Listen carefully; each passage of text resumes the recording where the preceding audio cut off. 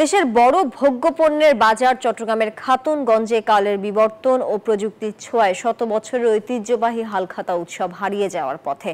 ঐতিহ্যের হালখাতার জায়গা এখন করে নিয়েছে কম্পিউটার, ল্যাপটপ। তাই আজ হালখাতা উৎসবের দিনেও নেই বড় বাণিজ্য ভান্ডার খাতুনগঞ্জে হালখাতার কোনো জৌলুস। তবে সেই ঐতিহ্য ধরে রেখেছে চট্টগ্রামের হাজারী লেইনের স্বর্ণ ব্যবসায়ীরা। আবু জাবেদের ছবিতে চট্টগ্রাম থেকে আরো জানাচ্ছেন নয়ন বড়ুয়া জয়। হালখাতা বাঙালিদের ব্যবসায়িক কার্যক্রমের অবিচ্ছেদ্য অংশ।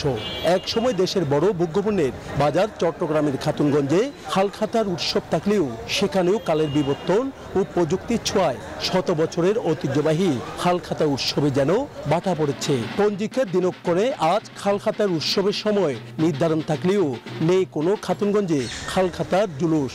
কোনো কিছু মোবাইলের মাধ্যমে, অ্যাপসের মাধ্যমে বা কম্পিউটারের মাধ্যমে সেটিকে সরাসরি লেনদেনের যে সুযোগ সেটা পাঠানো দেওয়া যায় এবং নিয়ে আসা যায়, যার কারণে এই হালখাতার যে প্রচলন সেটিটা অনেকটা ভাটা পড়েছে। বাপদাদার রীতি প্রথা ধরে রাখতে বর্তমানে হাতে গোনা কিছু প্রতিষ্ঠান ছোট পরিসরে পালন করে হালখাতার অনুষ্ঠান। প্রতি বছর নিয়ে এবছরও যাতে দিনগুলো ভালো যায়, ব্যবসা বাণিজ্যের জন্য ভালো যায়, ভালোভাবে করতে পারি, সবার কাছেই দোয়া এবং আশীর্বাদ চাচ্ছি, দিনগুলো ভালোভাবে কাটাতে পারি। অন্যদিকে হালখাতার ঐতিহ্য ধরে রেখেছে চট্টগ্রামের হাজারী লেনের স্বর্ণের ব্যবসায়ীরা। দোকানে দোকানে পূজার মধ্য দিয়ে হালখাতা উৎসবের সূচনা করেন স্বর্ণ ব্যবসায়ীরা। এরপরেই মিষ্টি মুখ করিয়ে নতুন বছরের নতুন লাল খাতায় শুরু হয় হিসাব নিকাশ। প্রতি বছরের মতো এবছরও হালখাতা উৎসবটা এই দিনে পালন করে থাকি।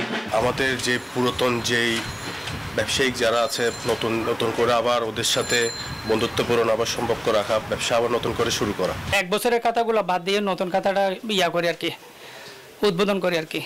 সারা বছরে হিসাব নিকাশ শেষ করে নতুন বছরের নতুন হিসাবের জন্য খোলা হয় হালখাতা, যেখানে লিপিবদ্ধ থাকে দৈনিক হিসাব নিকাশ থেকে শুরু করে ক্রেতা বিক্রেতার ব্যবসায়িক কার্যক্রমের সকল তথ্য। নয়ন বড়ুয়া জয়, নিউজ 24, চট্টগ্রাম।